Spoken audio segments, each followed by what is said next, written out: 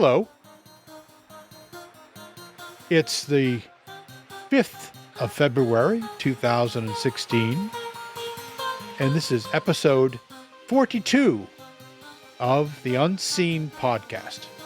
The Unseen Podcast is the unscripted, unedited, Creative Commons spin-off of the Wow Signal.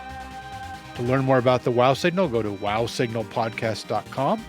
To learn more about this podcast, go to unseenpodcast.com. This is an open participation podcast. Anyone who's interested in being on the panel may do so. Email me at unseenpodcast@gmail.com and we'll let you know how you can be on the panel. And the requirements are not that rigorous, so you should, if you're wondering whether you qualify, you probably do. If you're not wondering whether you qualify, then you probably don't. So anyway, tonight joining me are from Australia, David Grigg. Hi, how are you? And from the exotic hinterlands of New Jersey, Patrick Festa. Yes, that's correct. Tonight I've been simulated to be exotic rather than just the old-fashioned New Jersey. So my name is Pat. Right. Now, tonight, since it's episode 42, now I want to make everything clear. We do plan to do a Douglas Adams focused episode closer to Towel Day in May of this year. I skipped last year, but 2 years ago we did one on the Wow Signal, which was fun. We talked about the philosophical jokes of Douglas Adams. But here in episode 42, we feel there should be something at least peripherally related to Douglas Adams as part of our theme. And David proposed that we talk about simulated universes, simulated beings now. And of course, you know, that was something near and dear to Douglas Adams' heart because he did, he talked about the Earth as being essentially a computer intended to simulate and get an answer to a question. Actually, no, sorry, a question to an answer. The answer we knew was 42, but the question was unknown. I love that joke, but we won't go into that in great depth tonight. What I really want to talk about is the ethics of how we treat robots, how we treat animals, how we treat simulations, how we treat simulated universes. Are we a simulated universe ourselves? And if so, is there any ethical constraint to how we're treated? Maybe not. If you could create an entire universe in your computer, would you care what the little beings running around inside of it suffered, did, thought, experienced? So, now, David, you read an article, I think, by Paul Krugman that got you started on this. Is that right? Yeah, it was just a little post. I generally follow Paul Krugman in the New York Times, just his blogs. He was talking about the idea that eventually we're going to have clever enough robots to look after us and serve people in an effective sort of way. You can imagine Jeeves out of the Iron Man stories, or some other intelligent robot or intelligent artificial intelligence that's going to come and look after you. The question really is, I'm quoting now Paul Krugman, if we made machines smart enough to provide all our services, wouldn't those machines effectively be people deserving freedom from servitude? And that's a good question, I think. If you've got a smart enough robot to really do lots of good things for you, what are your responsibilities to it? Does it have rights? Do droids have rights? And the obligatory Douglas Adams connection here is Marvin the paranoid android, where he says, "Here I am, brain as big as a planet, and they want me to take you to the bridge. Call that job satisfaction? Well, I don't." Yeah. So it's a fair question, isn't it? You know, does Marvin deserve to have job satisfaction? And if he doesn't, whose fault is it? I thought it was. Yeah, I thought it was an interesting starting point anyway for this kind of discussion. Yeah, I think Marvin actually would prefer not to have job satisfaction. But yeah, and Marvin was stuck for a long time parking cars right at the restaurant at the end of the universe. And a very long time. So, and I thought about this recently. There's a lot of very serious discussion. It's not just speculation about self-driving cars. And if you have a self-driving car, would you worry about it getting bored? You say maybe, or worry about it getting, having a hard time, or having to stay up late or something like that. It would, that may seem like a silly idea, but I don't think it is. As the cars get more sophisticated, and they will get more sophisticated pretty fast in just a few years after they start becoming mainstream, are we going to really worry about their well-being? Are we going to care about them? We're going to start adopting them like we do dogs and cats, with the same kind of bonding that we have with our pets. Maybe so. What do you think, Patrick? I'm glad you asked, because I was building up the whole discussion. First, I want to mention that Marvin was not only paranoid, but he was also manic. He was the manically depressed android robot in the first book. But the fact that they labeled it manically depressed and or paranoid means that he had emotion. Therefore, in my old discussion from the other podcast, I was saying that I think that's where we draw the line as to machine becoming self-aware, as it's to having, being alive or simulated alive. It doesn't matter. It's in other words, if it's self-aware, it's a self-thinking, self-aware being. The other thing is that there's two levels of any human caring for his machine. We often treat inanimate objects as our pride and joy, and we take care of it, and we feel bad when something's wrong. There's that level. But when that machine actually becomes Marvin, the manically depressed robot, or your car becoming self-aware, or Jeeves on Iron Man becomes a self-aware entity, it goes to the next level.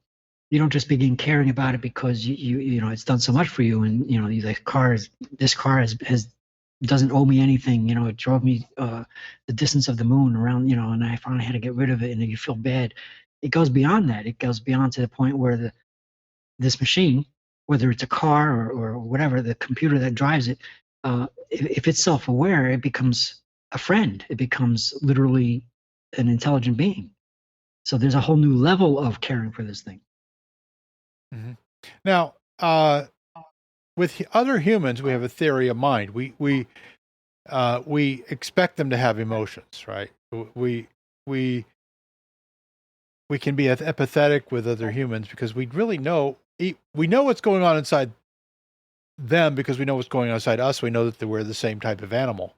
But how do we know that about a computer? At what point do we say, my self-driving car or my Roomba or my computer or my cell phone has feelings? How do you know that? How would anybody know that? Well, I imagine that Alan Turing would say that you would ask it. And if you can't tell the difference between its responses and those of a human being, then you've got to ascribe the idea that it has feelings to it. Right. It's a very tricky slope. But certainly, your Roomba, and perhaps not your car, is not likely to suddenly want to wake up and start complaining about things. But the more sophisticated the machines we build, the more sophisticated robots we build, and certainly the more sophisticated artificial intelligences we try to create, surely there's going to be a point along that line at which we do give them a theory of mind, and we do ascribe to them emotions and feelings and sufferings, and that's something we have to think about. We look at an animal like a chimpanzee or a dolphin, and it's not very hard to empathize with those creatures and say they have the same sort of feelings that we do by and large, and that they can suffer. We know they can. So as our machines become more and more like animals and then more and more like people, isn't there going to be a point at which we have to make that jump and say, yes, that is something we have to ascribe internal feelings and possibly suffering to. Well, even our dogs let us know when they're not happy. Sure. Yeah. They let us know when they're suffering, and when they're excited, and we've had this bond with dogs for several thousand years. This sort of relationship. Cats have been using us for several thousand years to meet their needs. We don't have any insight into their feelings, but they probably do into ours. So they domesticated us. We domesticated dogs. But it's pretty clear that what's going to happen just over the next 10, 15 years, not distant future. We're now in the 21st century. We're now into the second decade of the 21st century, deep into it. The third decade's not that far off. We're going to have a lot of very smart robots in our lives. They're going to be driving our cars. We're going to trust our children's lives with them. They will be our domestic servants. They will be in charge of our online digital lives increasingly. So, where are we compared to where we are now? When do you think we'll cross that line? See, again, I'm gonna. There's a difference between. In other words, you're saying trust our children's lives. I would be reluctant. Not that if you assume that this machine of yours is self-aware, that doesn't mean I should go and trust my child's life with them. On the other hand, it may be just the opposite. I may be worried about that. But in a machine, you know exactly what it's supposed to do, and you would trust that this ride that they're going on is built by humans. Whereas if a machine is self-aware, you don't know what it's thinking. So it's a little bit different. The other thing I want to point out is the comparison to animals. I find a little disturbing because no matter what animal it is, we know if it's alive, it has feelings. It is, intelligent to its own level. A pet cat is very affectionate. A pet dog is obviously very loyal. It may have a different way of thinking. You may not even know half the times what it's thinking. But any animal, no matter how wild or not wild it is alive, and we know that it's self-aware, and we know these things. It has a living brain. The measure of intelligence is not really important. The question is whether or not we can make a machine that is a computer self-aware, or if it becomes self-aware at some point. But that begs the question of what do we mean by alive? Well, that's what I mean. Aren't we machines made of meat? Well, in other words, I don't question the fact that any animal, even an insect, is alive. I don't question that. We can go into a philosophical discussion about why or how's. It doesn't matter. We know it is. Okay, we could just put aside the philosophical questions because we know it is. And we know it thinks, even if it's in some strange minor way or if it's in a great way. I know some crows that can outthink who could be more sociably polite than some people I know. But the point is that these things are alive, and they are, living flesh, and they have brains, and they are self-aware. We know this. The people who think that animals don't have feelings and you could just go off and kill them for trophies are disgusting people to me. As far as I'm concerned. I agree, but here's the question. The question is, now we're talking about computers becoming alive. So when does a computer, or I like to just simply say a machine, become self-aware, alive? And I'm going to continue for the last couple months now. I've been thinking I'm going to continue to believe so far until I'm proven wrong that it's about emotions. It's about the minute there's an emotion. That's why I pointed to Marvin, the manically depressed robot. I think Douglas Adams specifically made him manically depressed because he wanted to point out very strongly that this thing had emotions. Well, I mean, Marvin had a lot to do with some of Douglas Adams' former roommates. Maybe I don't know his former roommates, but I'm just pointing out that manically depressed portion is obviously an emotional state of mind, and Well, maybe, but I mean, Okay, so let's back up there. Let's zoom in a little bit. What do you mean by emotion? There's a long list of emotions. The basic ones we all know. No. That I don't mean. I don't mean catalog emotions. I mean, what is an emotion? How, why do biological things have emotions and machines not? Why is a big question. I know that I do have an emotion. I have emotional responses, whether it be small or large. I had an emotional response when I found out that I was a panel on the Unseen podcast tonight. I'm like, oh, I am on tonight. That was an emotional response. It's like, a little surprise, a pleasant surprise. It's an emotion. You have severe emotions when you find somebody gets hurt or some big bad thing happens. You're severely emotional, or something wonderful happens. So emotional responses to music. I mean, I can't say why, but it is emotion. Okay, can I maybe proffer a definition of not so much as a formal definition, but more as like a mental lens, a straw man. An emotion is a response to something that we value. Okay, I'll go for that. Or that we detest, right? Like if we come across some food that we definitely don't want to eat, we have an emotion of disgust, right? If we come across an act that by someone else that we consider abhorrent, we have this abhorrence or this hatred, for what that person has done to someone else. So a computer at this time in this day and age still has not been able to protest against something that you're doing to it. Like, well, no, wait a minute. No, you haven't done any programming, obviously. I get protests all the time. Okay, all right. Well, okay, maybe I said it too simplistically, but I mean literally protest in fear of its harm or whatever. It doesn't protest. It just it doesn't have a concept of harm to me, right?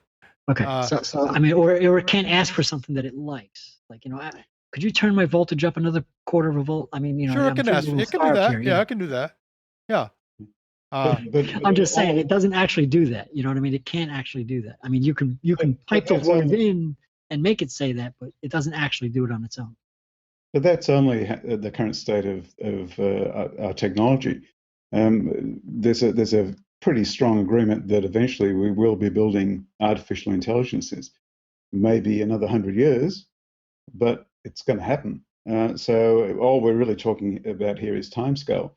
And it seems to me, as soon as you have a sufficiently complex machine, a sufficiently complex computer, or a sufficiently complex set of neural pathways, artificial pathways that you've built up, then it will be starting to feel emotion, and it will be starting to express its feelings. I think that's pretty much inevitable. Otherwise, you have to start getting into ascribing to us or to other living creatures this magical vital ingredient, which is somehow a divine spark, if you like. Let's get into religion. A divine spark which can't possibly sit in a machine. And I don't believe in that magical spark that would be different. I think we just haven't made machines complicated enough yet. Yeah, right. You're talking to a fellow atheist, so I agree with you. I mean, if you're talking about the complexities of what a machine does, I mean, yes, it's going to happen sooner or later. I have a feeling that it might have something to do with biology. I can't say that with any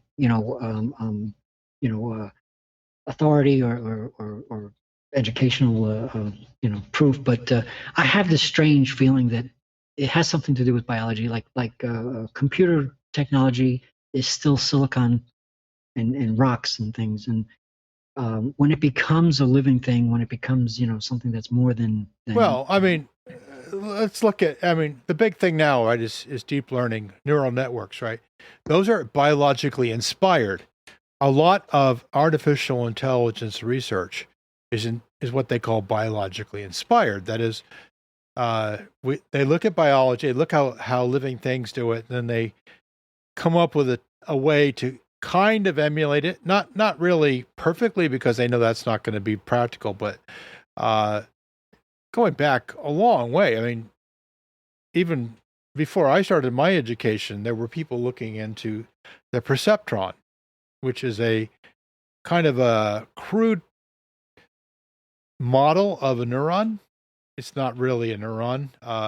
Real neurons are very complex, but the perceptron is a mathematical model of something like a neuron. And it turns out if you layer perceptrons, you can actually get a network of them to learn things.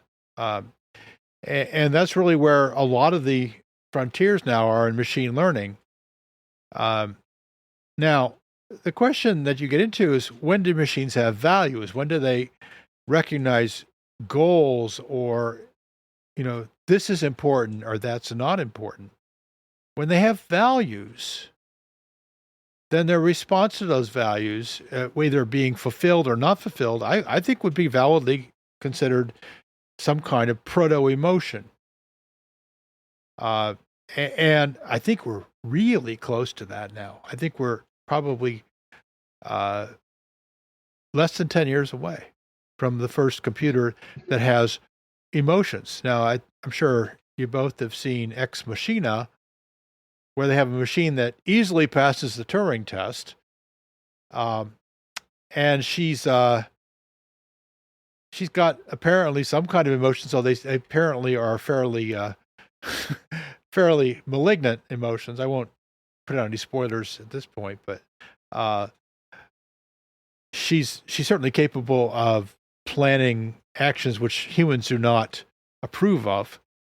And now, so once we have emotions, Patrick, do you think we're there? Are these machines have rights at that point? Well, there was multiple questions there. I want to back up a little bit. First, I don't want to argue the point whether or not we're 10 years away or 100 years away. And I have a good side. I mean, science fiction has been playing with that since I was born, I guess, with the idea of intelligent machines. And I can give you my perfect example when I finish answering your next question.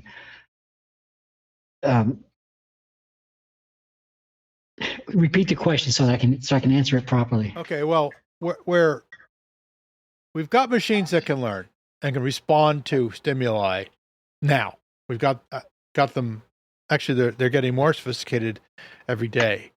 The next step is to give those machines values so that they achieve goals or avoid goals, or not goal, but avoid things that are worthy of avoiding, like, say, traffic accidents or so forth. The machines will have high-level responses to good things and bad things. Like, for example, a self-driving... What was the actual question? Okay, the question is, once they have values, that is, that they have high-level states of the real world that they respond to as being either good or bad, are those emotions? And if they are the machines then, to that point, do they have rights? Oh, yeah, it was the rights question. Okay. In my opinion, whether or not we can actually determine if they have emotions or not, in my opinion, the moment that becomes self-aware, therefore, in my small way of thinking, that's when they actually have emotions. They immediately have rights. In other words, they're not just our pieces of equipment that we made. If they became self-aware at any time and point, even if we don't realize it at the moment, they definitely most certainly have rights. And I'll go back to the animal example again to make you understand that there's a difference between human rights and animal rights. For example, I mean, animals have rights too, but they don't have human rights. But if you are, say, the owner of a pet, no matter what it is, you also have, as the human who is supposedly more intelligent, you also have the responsibility of caring for that animal.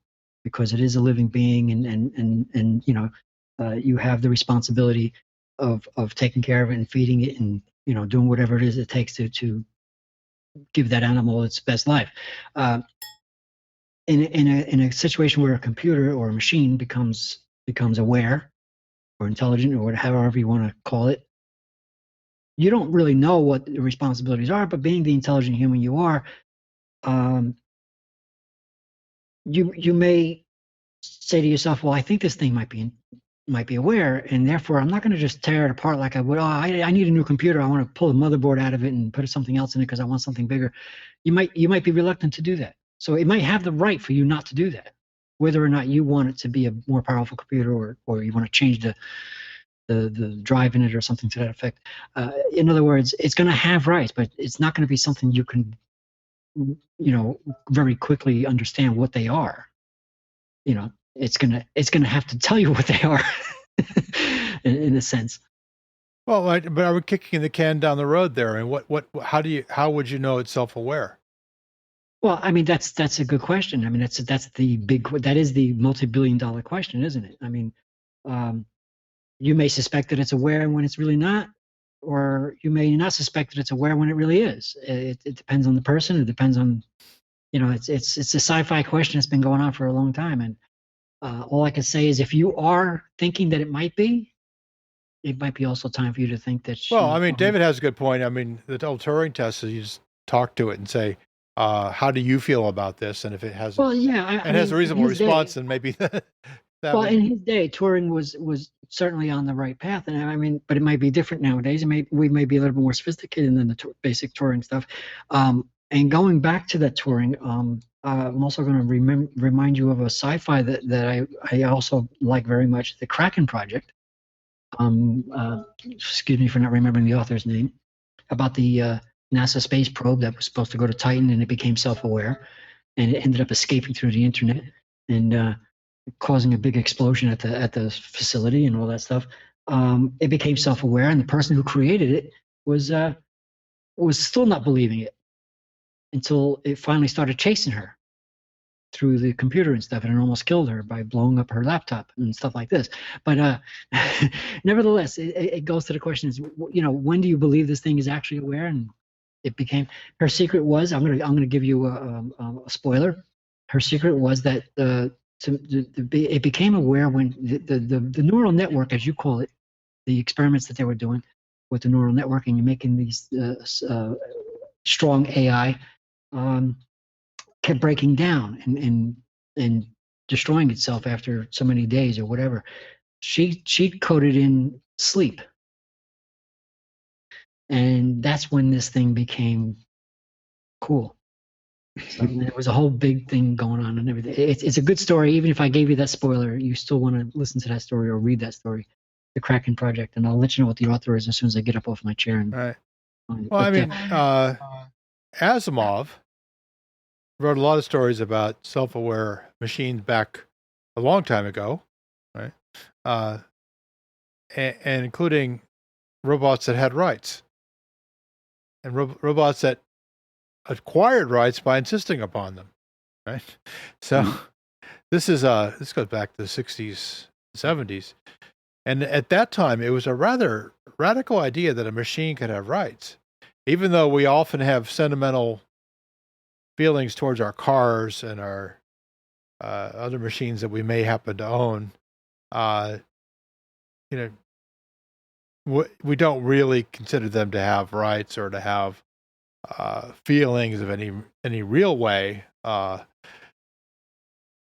It's more of us are projecting our own feelings onto them.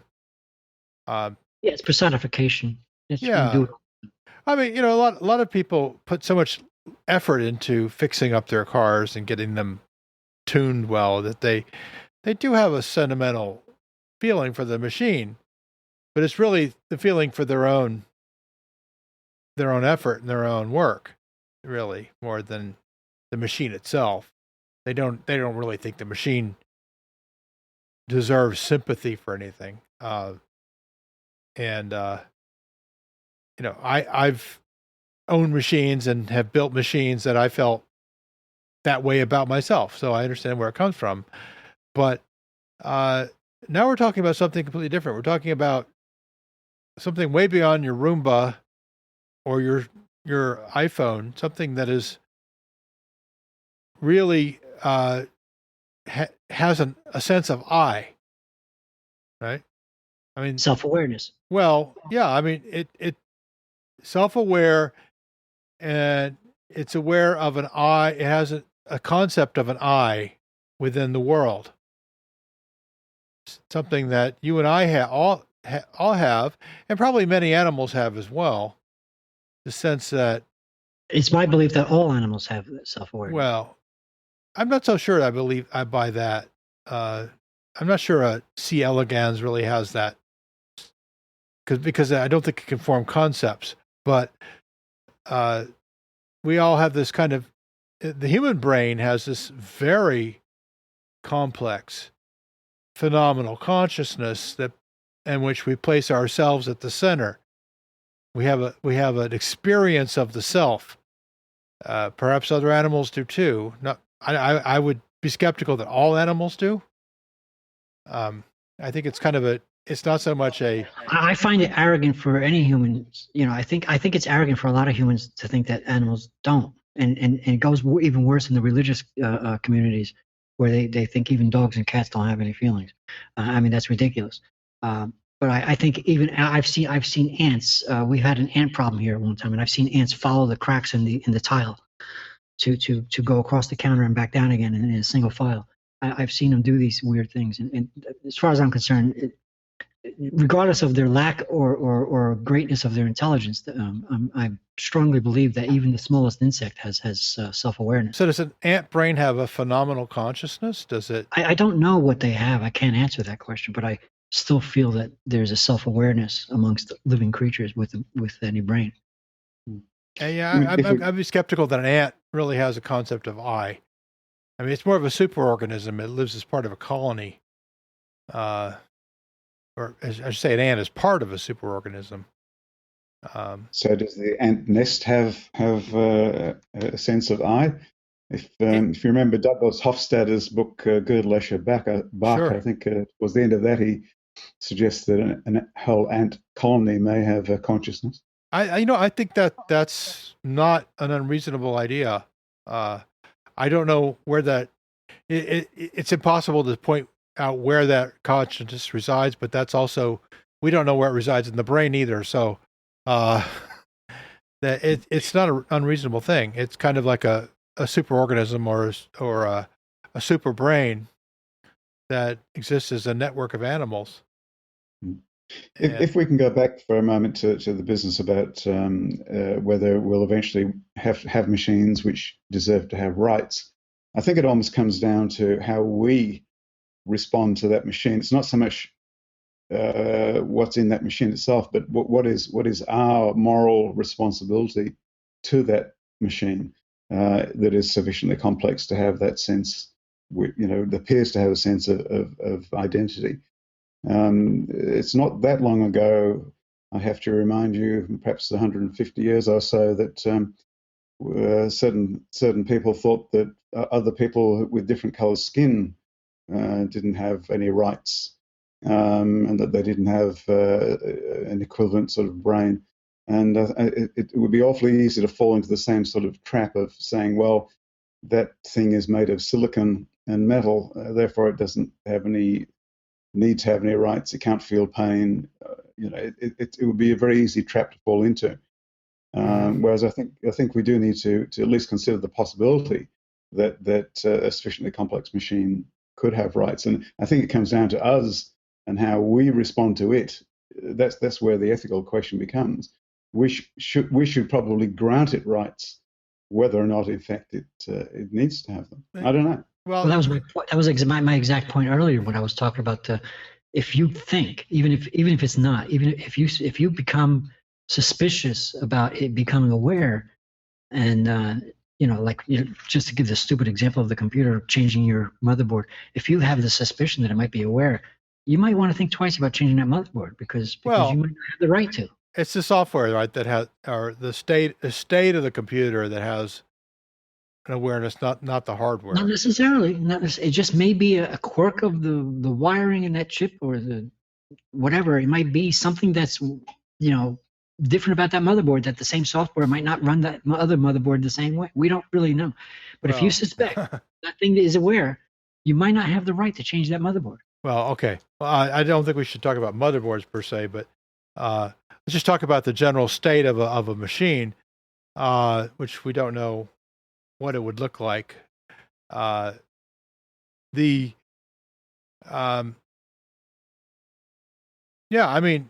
here's my question that I think about sort of the edge case, right?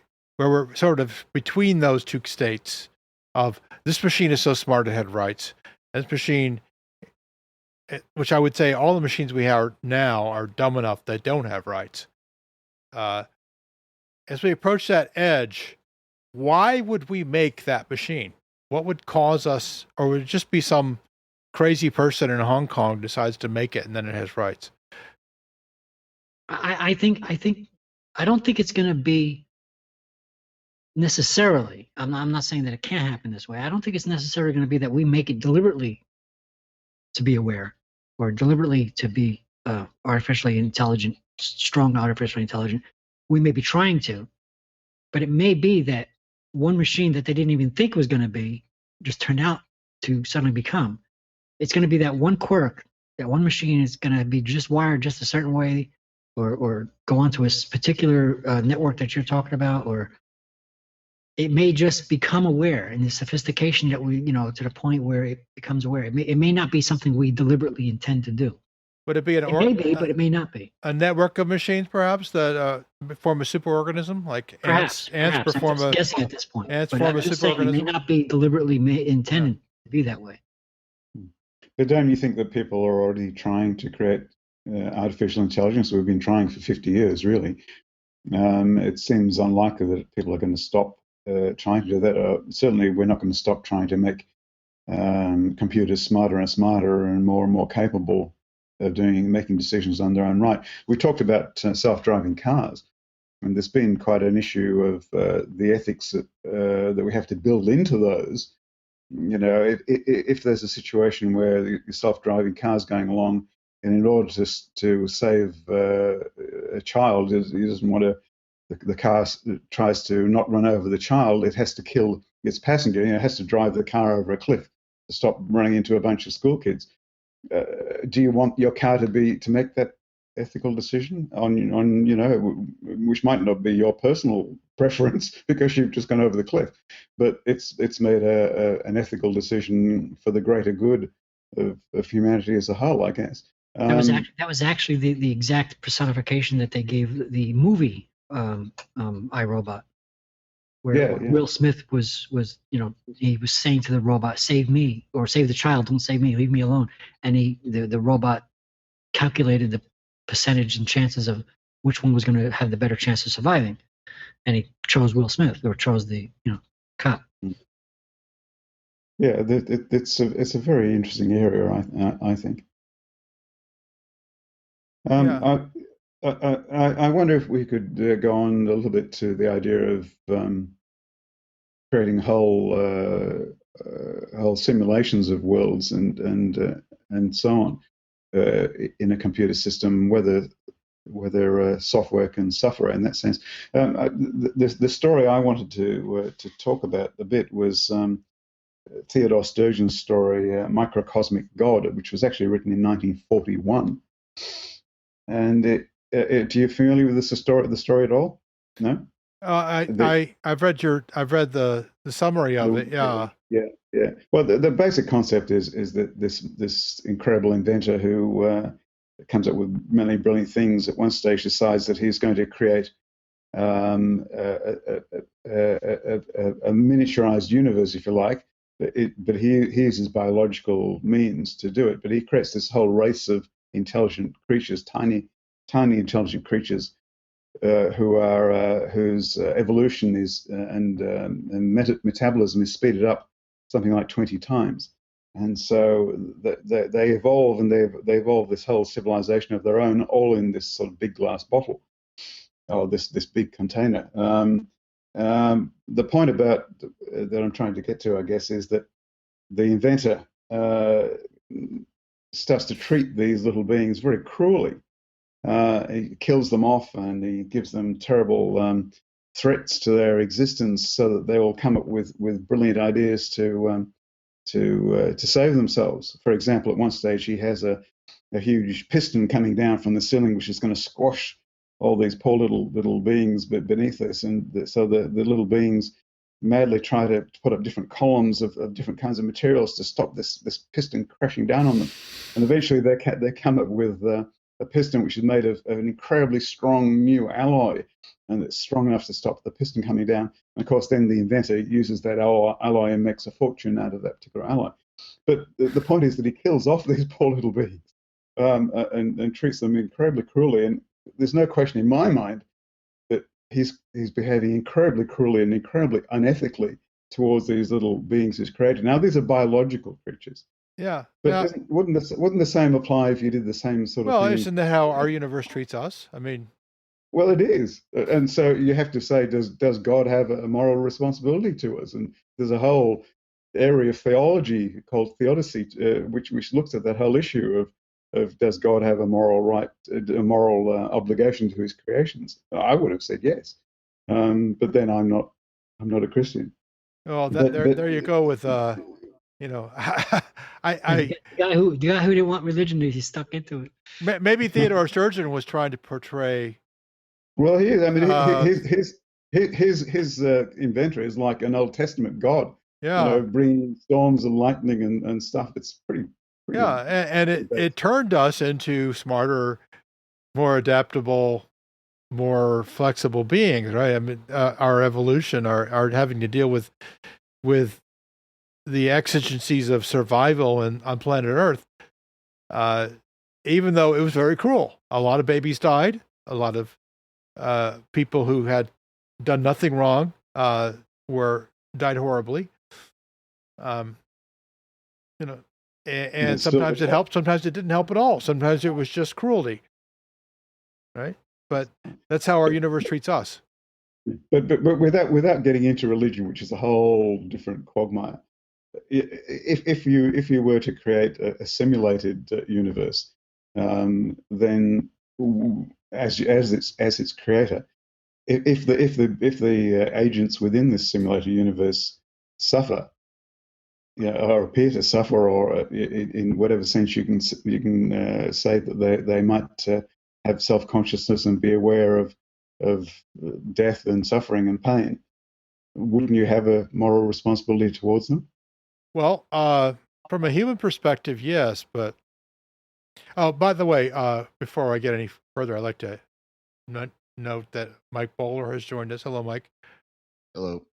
Hi, Mike. So, Mike, feel free to chime in anytime.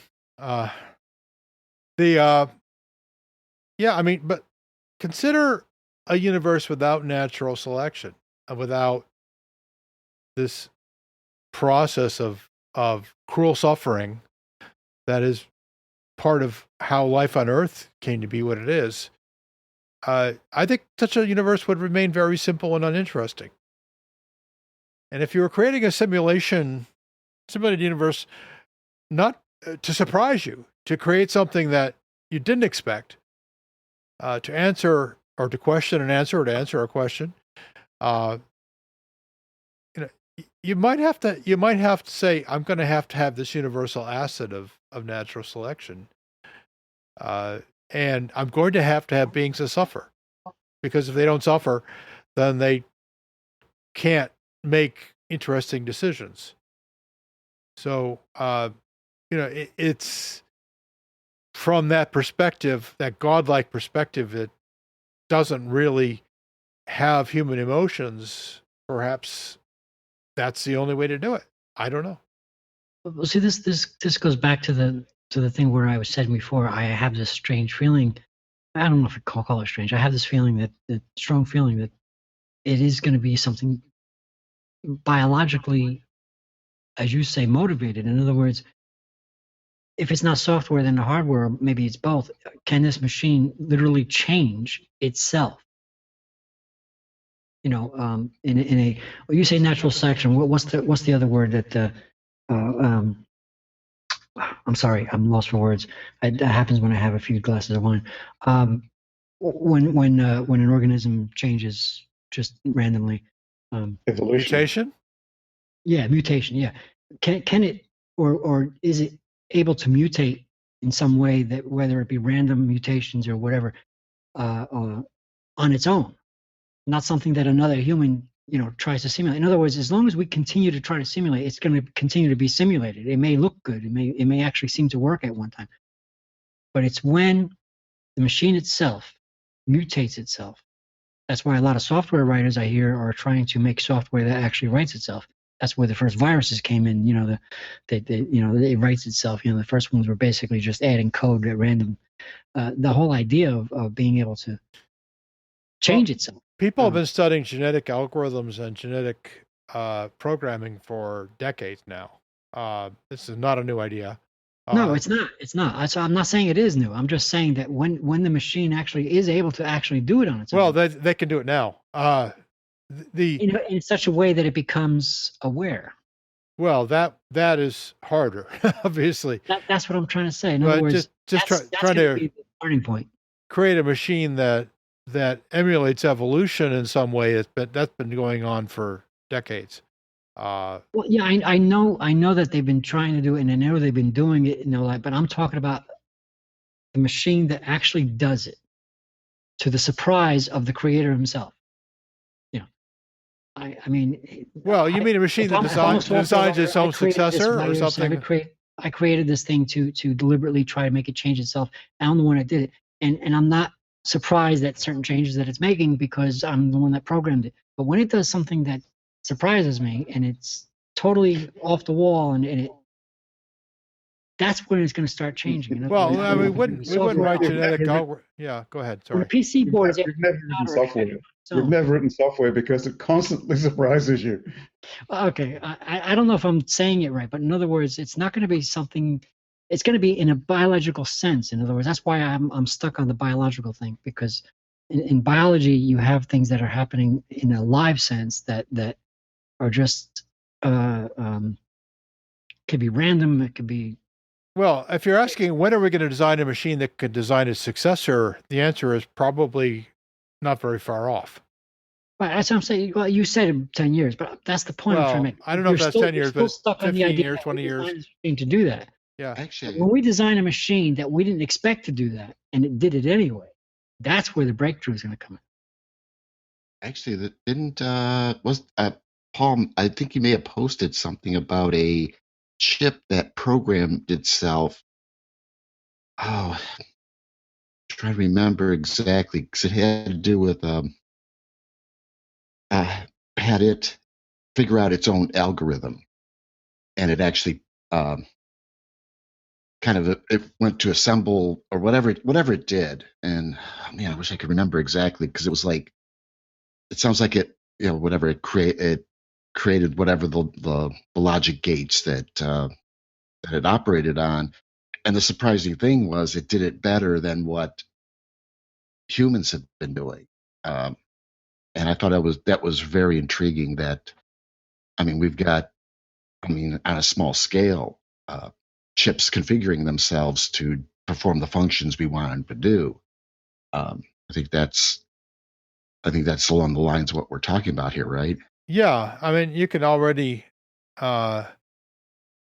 create field programmable gate arrays that can be reprogrammed on the fly, right? Yeah, according by evolutionary principles. I don't know if that. I mean, right now computers are.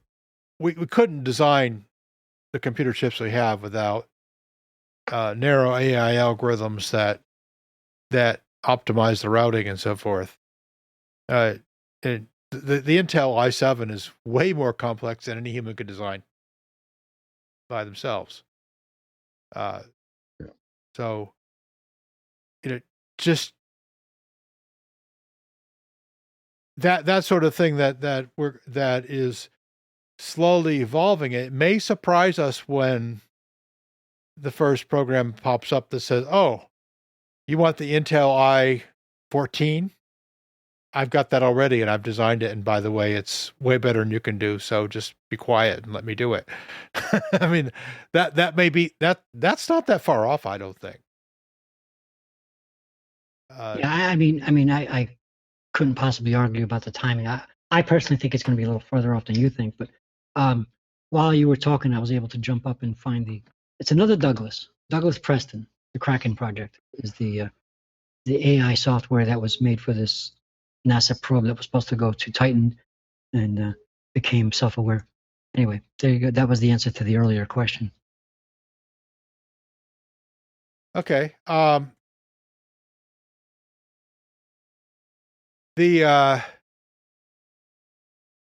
if we created, as Douglas Adams Mice did, an entire world full of conscious beings that evolved through natural selection to become conscious, and we kind of knew that was going to happen, but we didn't really.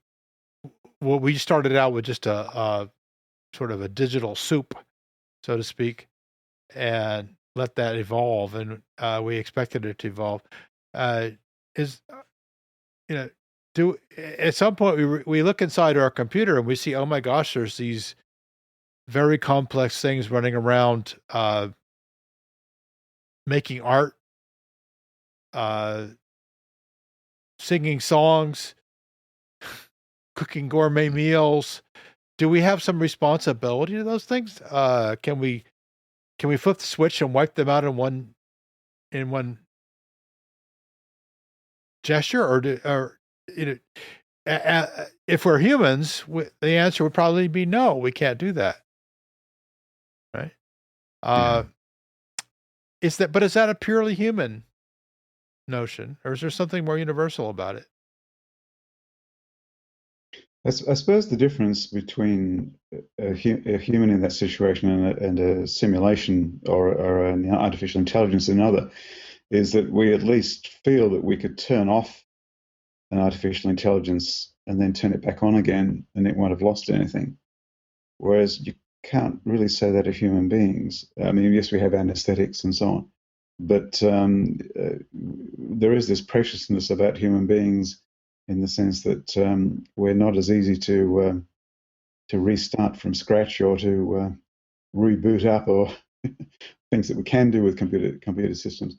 So I suppose that's one aspect of a difference. And we could copy all of the software and all the hardware of an artificial intelligence in its exact state at one point, and therefore clone it and have several copies of it. And again, that's not something we can do or have any prospect of doing with humans. But if you created that copy, which now has a consciousness, right, and a memory and an experience, is it legitimate to delete that copy? And if the original still exists, you'd think it would be, wouldn't you? But it goes off on its own for a while. So to say it's not exactly identical to the original. You see, science fiction has covered all of these topics decades ago. Sure. You're familiar with the novel Rogue Moon by Algis Budrys?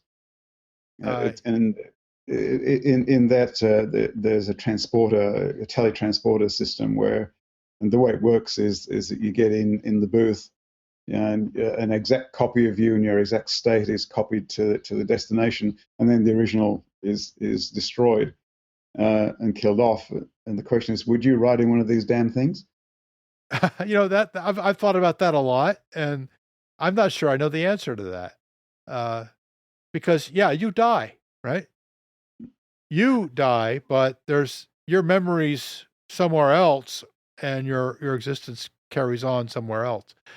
But and I apologize for jumping up while you were talking. I was listening, and the reason why I jumped up again because you were talking about deleting or shutting off the switches. And I'm going to mention a book. I know this is not the time to give recommendations, but the subject has a lot to do with the science fiction, and I apologize for my clock chiming.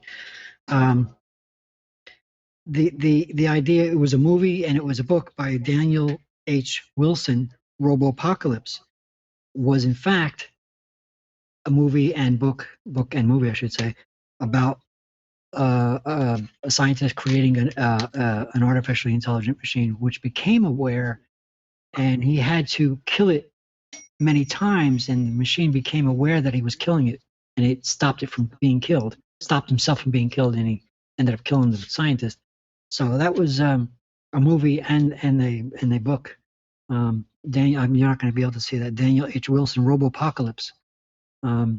Very interesting book. But again, like David said, you know, science fiction has been approaching these ideas since before I was born, and I'm 56 years old. About the ideas of machines becoming intelligent and aware, self-aware. Yeah, I think that. Yeah, I agree that science fiction has been thinking through these things for a long time, and most recently, Robin Hanson, an economist at George Mason University, has been asking questions about emulations of human consciousness. That is, what if computers got so good that we could actually place our mental state into a computer? This is kind of a thought experiment. Right now, there's no way to do that. But if you could do that, if you could place your entire mental self into a computer, that could run your intelligence much faster and more efficiently without tiring than you can. You could in principle make many copies of this intelligence. Let's say we had someone who was, say, a particularly good diagnostician. We could take this diagnostician and make many copies of her all over the planet, so that patients could come in and meet with this computer intelligence and get their diseases diagnosed very rapidly and accurately, very efficiently, 24/7. And now, the question is, would you be justified in deleting any of those copies of her? Well, that's a good question. But again, I'm going to take a phrase out of your own book of phrases and saying that's nothing new. Science fiction has been approaching that idea for decades. Yeah, but I mean, where are we? Well, I mean, yeah, it's a good question, and I don't think they've approached that. Are we justified in deleting any copies? That's a good question. But as far as downloading your brain into a machine, that's. Oh yeah, I mean, we've been talking. Literally old sci-fi. Yeah, we've been talking about that for a long time, but we're getting to the point where it's now becoming. Oh, well, we still can't do it, and it's now becoming something that we can talk about as a reasonable possibility. Not now, but in a generation or two. In my opinion, I would say no, we're not justified. So we can make a million copies of her. Now she has feelings. She loves and hates and detests and adores, and she's not just a highly. She has the right not to be copied. She has a highly sophisticated, but it's easy to make a copy of her, right? All you do is press a button, and you get 1,000 copies. There's an ethical question as whether or not you should copy, and maybe she has a way of stopping the copies or something. Well, let's assume that she can't stop it. You know, all those poor kids in Africa need a good diagnostician. It seems to me that the issue there is as soon as you've made the copy, and it's exactly the same issue really as the transporter business, isn't it? Yes. You know, as soon as you've made the copy, the copy starts to have its own experiences, lay down its own memories, have its own feelings, and in every sense, it's an independent person. It becomes the clone. It becomes the that's old, right. It's not simply a clone copy. It's not simply a copy, but it's an independent person. So right. No, you wouldn't have the right to delete any of the copies once they're experienced. But what if that copy is Adolf Hitler? I'm going to throw that out there, and let's muddy the water here a little bit. I'd throw caution to the wind and say delete that motherfucker. You'd be pretty silly to make a million copies. I think you just gave us our title for the show. Delete that motherfucker. Yeah, I'm sorry for the language, but yeah, that's the way I am. Oh, But yeah. I mean, we could copy. I mean, do we, how do we make the decision who we copy? I mean, wouldn't Adolf Hitler have the right to be copied? Whatever, that whole. I mean, it's like, if you went back in time, would you shoot Hitler? I mean, I think that's that type of question where, what would you do? I mean, if there was no Adolf Hitler, what would the world be like? Would someone else come up? Whatever the well, you could make I think historians have made some pretty strong arguments that without Hitler, there would not have been a World War II. So, right. That he was the nexus for making that all happen. Yeah. You could probably argue, though, that once World War II had happened, it started for whatever reason, that it was really Hitler's paranoia and madness that really stopped Germany from taking over the world. The fact that Hitler wanted to invade Russia, for example, if he hadn't wanted to do that and had a more sensible battle strategy, they may well have succeeded, and we end up with Philip K. Dick's Man in the High Castle. Yes, I've seen many sci-fis. I've seen many sci-fis where they approach that question, and just what David said, because the war didn't happen, it ended up being a German-ruled world. Yeah, well, it was Hitler that decided to stop bombing the British airfields and bomb London, which was a very poor strategic decision, right? So, it's a good point. Yeah. Well, yeah, I mean that goes into more of the time. The unintended consequences of messing with the timeline are impossible to calculate. Yeah, but closer to Paul's question about having the right to delete the woman who was actually a doctor or some sort and making copies of her. I think it comes down to having the responsibility as the human being that is able to copy her. You need to have your own ethics as to whether or not you have the right to do that and follow those ethics and things like that. And then, of course, it goes to the artificial intelligence rights and abilities to stop the copies or to proliferate the copies or to whatever, that sort of thing. How is that much different from the right we already have to make babies? I mean, exactly. Because we're biological creatures. We already do have the ability to create thinking intelligences, don't we? We do it.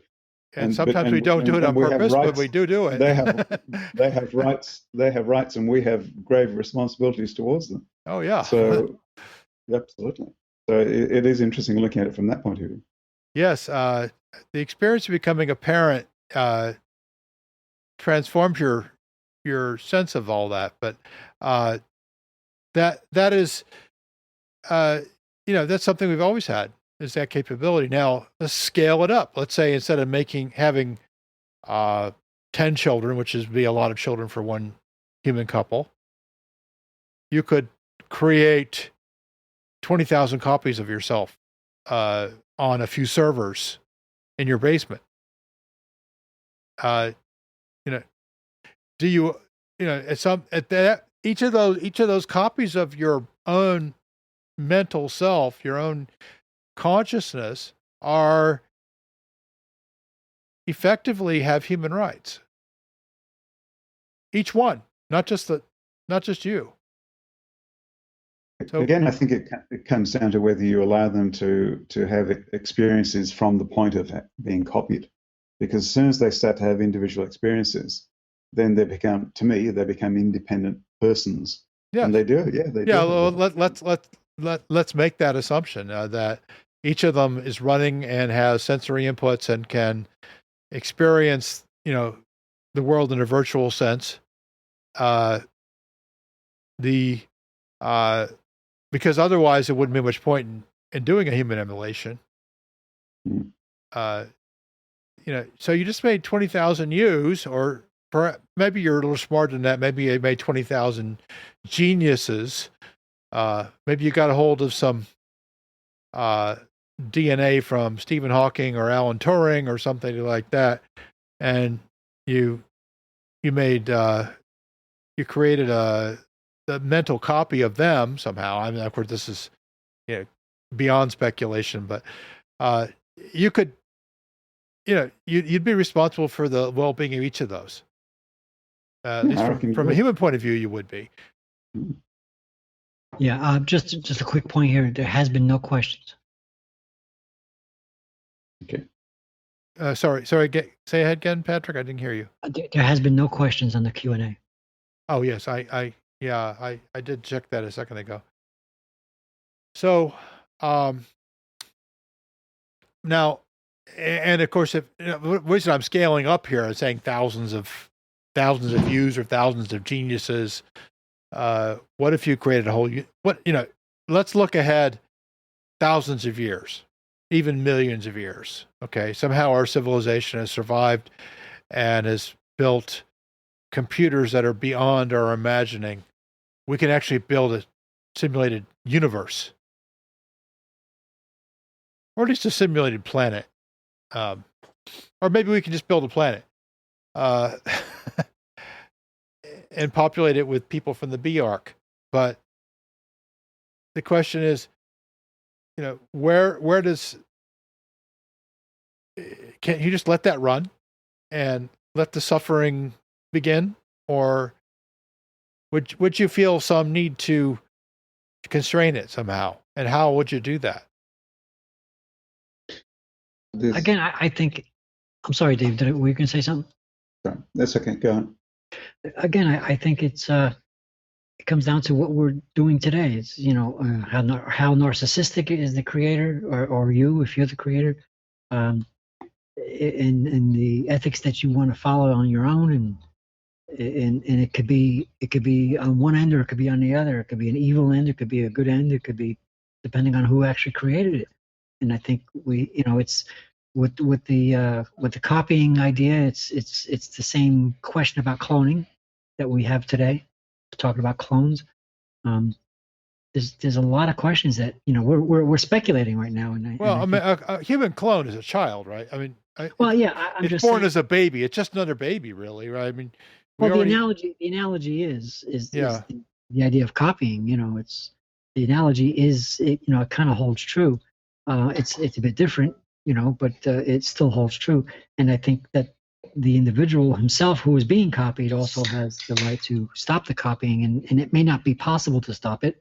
Or on the other end of the deal, it might be that the person wants to be copied and somebody else is stopping. There's just a million questions, but it comes down to ethics and everything. And as we know today, that the ethics aren't always followed. No, ethics are often not followed, which is something that we have to keep in mind. We talk about the ethics, for example. Lately, a lot of people have been discussing ethics with regard to a lot of subjects, with sort of the, for example, genetic manipulation, with the notion that if we just set up these rules, everyone will follow them, which is, right. Everybody has a different just idea. Like just say no, people. Yeah, everybody has a different idea what the ethics actually are. Well, if there's money in it, right, then the ethics we throw out the window. Yeah, well, of course. That's a very good point. You talked about cloning the mental simulation of a diagnostician. How do you pronounce that? Diagnostician? Diagnostician. It's called a doctor. Diagnostician. Yeah, that's right. A doctor. You talked about cloning that. Now, you can imagine that actually happening by a corporation creating, wanting to make money out of that person, that simulation of that person, and so they may not let you turn things off because they own it. They may want to charge you for it. Oh, well, or a cartel in South America that protects its rights with AK-47s. I mean, it doesn't have to. I mean, there are people who will do what they need to do if there's a lot of money involved, right? Absolutely. And they usually win, at least in the short term, because they're willing to be violent. They're willing to do what they need to do, and you'll see this a lot in the cyberpunk novels. where there are cyber criminals who are willing to do whatever it takes, and you might be able to stop them short term. In the long run, you might be able to stop a few of them now, but they're always going to be motivated to take those risks, and you'll see the same thing with artificial intelligence, I'm sure. But it might not be criminals; it may be corporations. And again, we go back to science fiction, and the classic Philip K. Dick novel, "Do Androids Dream of Electric Sheep?" And the film Blade Runner that was made on it. I mean, those replicants, I think they're called, those replicants are owned by the corporation that created them. And yes, they've gone rogue and they have to be hunted down, but they initially were, they were owned by the corporation, and the corporation controls them. Right, and they're effectively human level intelligences, but they've been programmed to die young. So the obvious comparison here is, there was a terrible time when human beings could be property. Now, is an android, a fully intelligent android, any different from a slave? Well, that's a good question. Should corporations be able to own them? What do you think, Mike?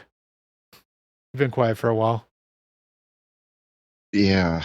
Oh, I kind of came into this late, so I think I missed a whole bunch of good stuff. No, you didn't miss any good stuff. But I can't really think of anything because I remember earlier on talking about the art of evolution, and it seems like I can't really comment. Well, Mike, let's say you evolved a human level intelligence in AI. Can you use that? And it has emotions, it has self-awareness, it has everything that a human would have, but it's running on your machine in your basement. Do you own it? Can you use it for any purpose you want? Can you destroy it when you want to?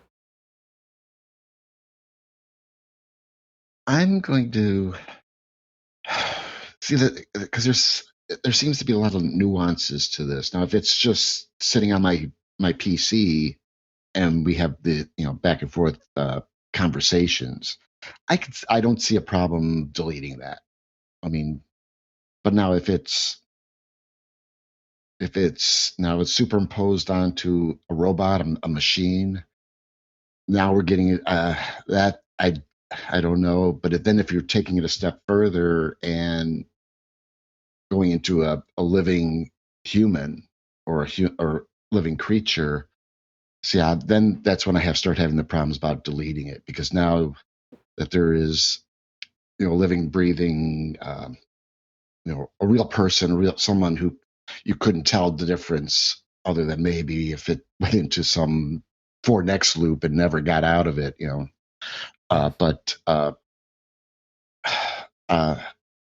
want to say, because it's definitely, I mean, if it's just like a simulation on my computer, and I have no problem. SimCity. I mean, you got all these supposed to be these people moving around the city. I have no problem shutting off the computer and wiping the whole city out. I mean, yeah, but I mean, those people are not people, right? Right. Then when you start getting in, there's no problem there. But when I start getting into, like, when you can download it onto a robot, now does it become property? Is it kind of in this gray? I mean, in this middle ground between, it's not real. It's still synthetic, but it seems to be real, like a human. That becomes that one. It's a tough one without me really dealing with more. But then when you start, then if you superimpose it on a human, or like you take a human clone blank, and then you put in the stuff. Now I'm thinking, no, you shouldn't be deleting it. That's a person, because I think one of the things that I think maybe got skipped over was that even though we copy, the multiple copies of this doctor, and we put, in there, then we send them loose into the world. they're all going to have different experiences after that point. I mean, they're going to have the same experiences up to point A. Beyond that, they're going to have their own additional experiences. When you bring them all back in for their 10-year maintenance, you might find that they're all different because they've, some went to Africa, some went to Europe and Asia, and all, some might have been sent to the moon and Mars, and they've all come back with these different experiences, the different interactions with, if they're still flesh and blood humans still around at this time.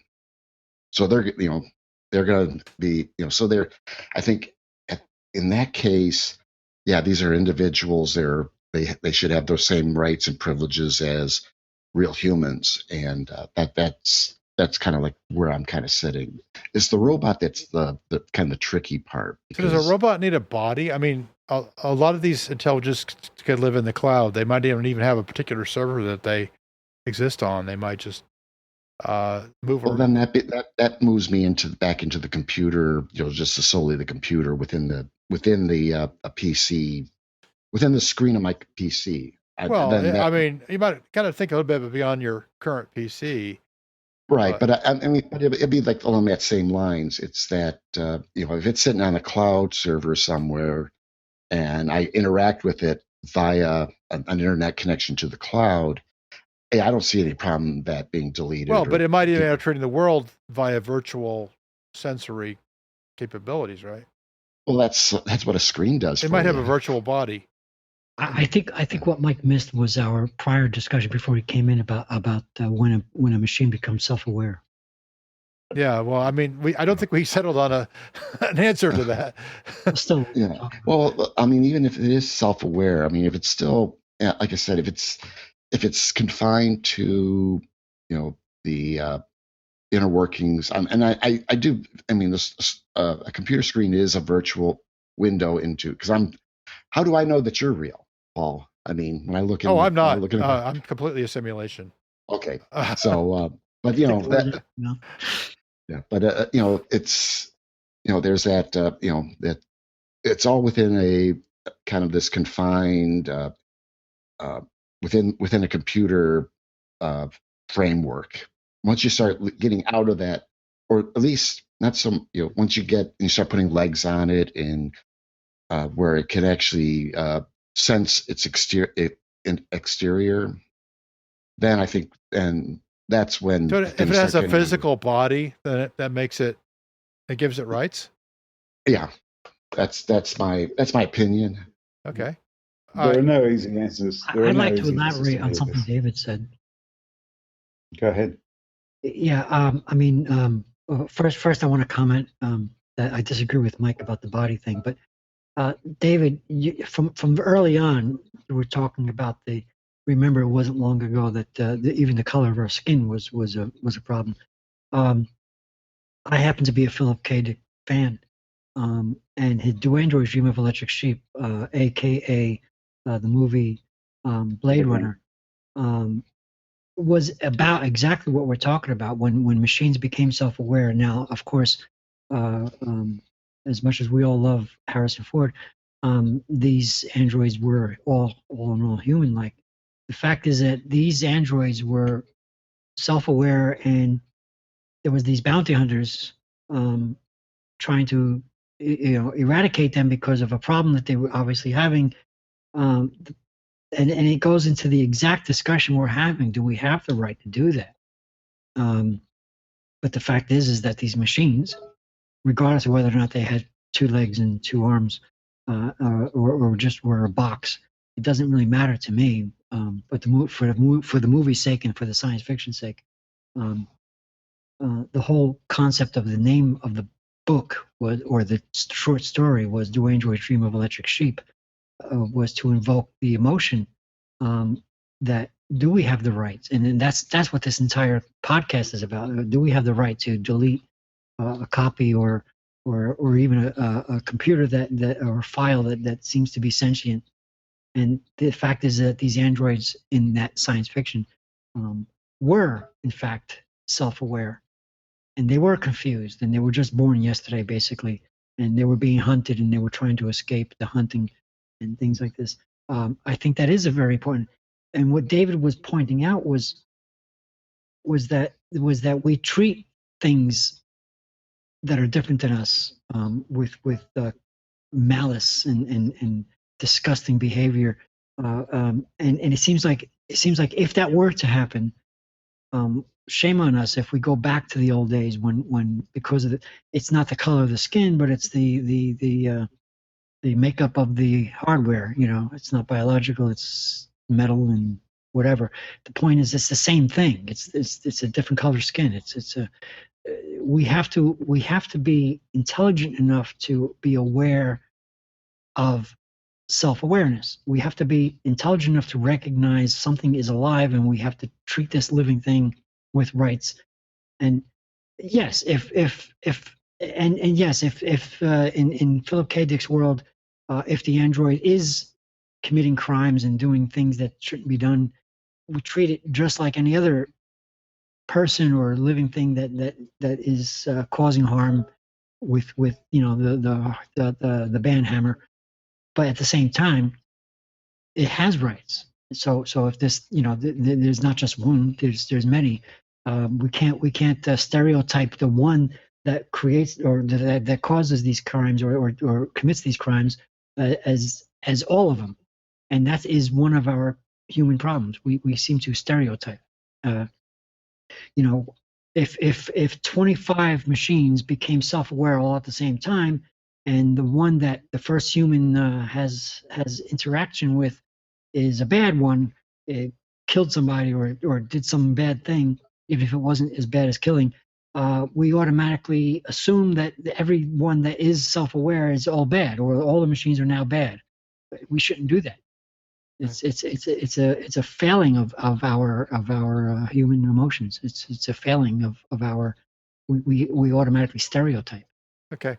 Well, thanks, Patrick. I'd like to kind of, I hate to cut it off right now, but we have been talking about it for over 80 minutes, and I part of my purpose here was sort of crystallize, if possible, these concepts that are kind of nebulous about self-awareness, consciousness, intelligence, emotion, as well as sort of tie in where science fiction has led us in throughout the last many decades in thinking about these things. I think it's quite an interesting topic in itself, including Douglas Adams, who had his hyper-intelligent pan-dimensional beings build an entire planet just to see what would happen, and letting the intelligent creatures on that planet suffer and die and evolve as necessary to answer the question. So now I'd like to go into our next little bit segment here, which is our recommendations. So let's... Now, the recommendations, by the way, do not have to be related to tonight's topic. They can be anything. And I have mine ready, and I think David Grigg has his ready as well. David. Sure. With me, it's always a book. I like books. Good. And I've just finished, and I'm not sure how to pronounce the author's name, so just bear with me. I just finished reading Railsea, all one word, Railsea, Railsea by Chinet Mieville, who's a British science fiction writer. And this is actually a young adult novel. And it has the very interesting premise that in this future world, instead of a sea of water, there is an endless amount of railway tracks laid all over the place, all with crossings and everything.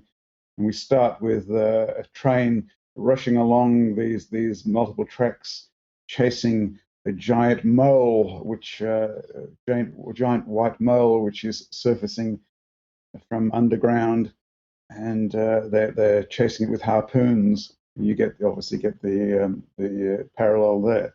But it's a really quite interesting story. You sort of think this is an absolutely wacky idea. It's impossible, totally wacky idea of all these trains running around this vast sea of rails.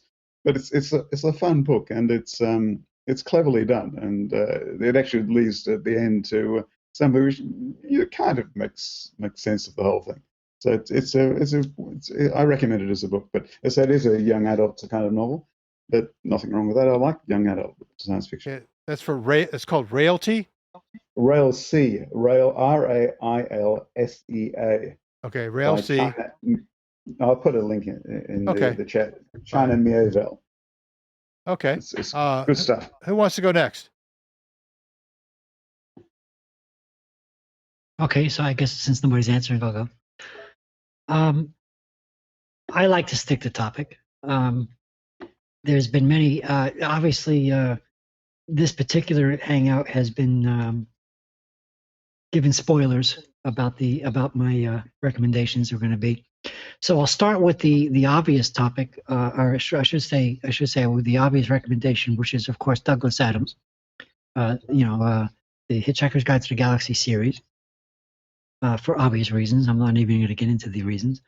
And Philip K. Dick, who is a science fiction writer, a short story writer, especially. Many of us know the movies that were made out of many of his books, some silly, some not so silly. Philip K. Dick wrote about alternate realities. One story that I would like to recommend, which is probably less than 100 pages or less, is besides The Dangerous Dream of Electric Sheep, is The Electric Ant. As far as the other three science fictions that I would like to recommend for the topic of this actual hangout about artificial intelligence for various different reasons, I'm going to start with towards the end of the conversation we were having, Robopocalypse by Daniel H. Wilson. Was about a computer that became self-aware, and the scientist who created it kept killing it off because he found it too dangerous and it was becoming violent. As far as a computer program software that became self-aware and intelligent, Douglas Preston, The Kraken Project. Very interesting story. It was literally about a NASA project. So anybody who's into NASA projects, Paul Carr, about a particular piece of software that was made for a probe that was supposed to be sent to Titan. And of course, there's always Orson Scott Card, the Formic Wars, the trilogy, Earth Unaware, Earth Afire, and Earth Awakens. The reason why I bring those up is because there is this device, this medical device. We were talking about, Paul Carr, you were talking about a doctor being cloned, so to speak, or copied. It wasn't necessarily an artificial intelligence device. It was a field war device that would take the place of missing doctors. It was able to do certain things, and it was giving you holographic images and giving you advice. But when shit hit the fan, it had to contact a real doctor. But nevertheless, it has to do with, medical diagnostics and things like that of a device that could possibly be used in computer technology around the world. So I'm going to give you that, and that would be the last one. Would be Earth Awakens, in the trilogy, which is of course the trilogy that is a prequel to Ender's Game. So there you have it. Those are my 5 recommendations. Yes, yeah, 5. Okay, Mike, you have anything? Actually, I don't. So kind of save you some time there a little bit. Okay. But definitely check out. I mean, even if you're not into science fiction, at least try Douglas Adams' stuff. I mean, his stuff is just it's just wonderful. I mean, they're just wonderful books. Right. I agree with that. And well, as I've mentioned, we will do a full out Douglas Adams episode in May. I can't remember what episode number it comes out to be. I think it's 53 or something like that. I'll let you know when we get closer in time. Okay, my recommendation has nothing to do with any of this stuff. It is a piece of software. It's called Aladin, and it's by the University of Strasbourg in France. It's open source, free software. I'll put a link to it in the show notes. If anybody who's interested in astronomy, You can use Aladin. There's also an Aladin Lite and an educational Aladin version, which helps. If you want to learn more about astronomy, you can use the educational version. If you just want to explore what's known about the universe out there, Aladin is a lot of fun. You just sort of use it to explore the universe and learn serious scientific information about what's known about our galaxy and also other galaxies. It has built into it the ability to load catalogs from astronomers all over the world. This is real serious scientific data that it can handle, and it can give you visualizations of what the sky looks like, zoomed way in, or zoomed way out, any way you want to do it, and it can create images for starfinder charts, that sort of thing. So Aladin by the University of Strasbourg. I'll have links to it in the show notes. Oh, thank you very much for listening. This has been episode 42 of the Unseen Podcast. It's a special number, if not a special episode. And we will be back next week. And we do have planned a special guest next week, which we haven't had one in a while. His name is Bob Novella, and he's one of the rogues on the Skeptic's Guide to the Universe. So we're looking forward to having Bob on and talking about all kinds of things, not just skepticism. So if you're in the community, participants community, then by all means go into the topics thread for that episode and let us know what you'd like us to talk about. If you are not in the participants community, but you would like to be, send an email to unseenpodcast@gmail.com, and I'll explain how you can get in. Or just go to unseenpodcast.com, and there are links there that explain everything, including a frequently asked questions, which I encourage everyone to read the first time they arrive at the community. So, again, that's next week. We'll have Bob Novella, and episode 44 and 45 are planned, but do not have topics yet. So by all means, participants, community members, get in there and let's talk about those topics. If you want to learn more about us, go to, as I said, go to unseenpodcast.com. We have links there to all of our past episodes. We can also find us on iTunes and all the other major aggregation services. If you want to help support the podcast, we don't ask for much, but if you would say you'd like to give us $1 a month, go to patreon.com/unseenpodcast, and you can help us meet our operating expenses there. We are looking for someone to help us design a t-shirt for the show. So if you have some graphics design skills that you'd like to donate to the podcast, let us know. Email unseenpodcast@gmail.com, and we'd love to have someone come in and design the t-shirt for us. We'll put it up on Cafe Press, and people can order it. Right now, I'm very sorry to say we do not have a t-shirt. We would love to hear what you think about this episode or any other episode. So please go to unseenpodcast.com, comment on the blog post for this episode, or we have a listeners community and Google+. We also have a listeners community on Reddit. So we'd love to hear from you there. Let us know what you think. Also, let us know what you think about future episodes. What should we cover? What guests should we have on? What topics do you think are interesting? Again, your feedback, your ideas, very important. This is an open participation podcast. Even if you don't want to be on the panel, we still want your ideas. So thank you very much. This is the 5th of February, 2015. My name is Paul Carr, and I'd like to thank our panel one last time. It's David Grigg. Hi, thanks for letting me be on. Mike Bohler. Thanks, Paul, for having me on. And Patrick Festa. Thank you again. I found that this particular podcast was one of the most interesting I've been on. Thank you again. Okay, so we'll see you next week with Mr. Bob Novella from The Skeptic's Guide to the Universe. And thank you, and good night.